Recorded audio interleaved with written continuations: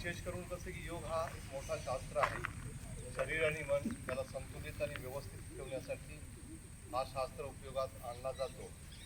तर मी म्हणेन की फक्त 21 जूनच 5 दिवस साजरा न करता आयुष्यभर आपण हे योग करावं.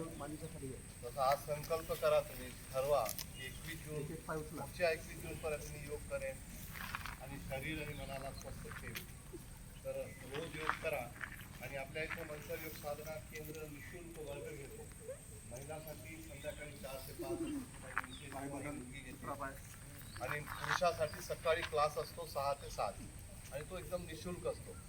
त्या वर्गाला पण तुम्ही येऊ शकतात किंवा मग घरी करू शकता. पण हे योग करावं ज्याच्यामुळे आपलं शरीर आणि मन व्यवस्थित राहील.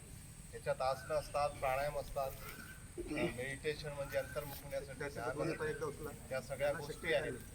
या 21 जूनच्या निमित्ताने हीच मी तुम्हाला सूचना द्यायला आलो. तसे की अनेक कार्यक्रम आहेत, 8-10 ठिकाणी आहेत, प्रत्येक ठिकाणी मी जातोय. तर तुम्हाला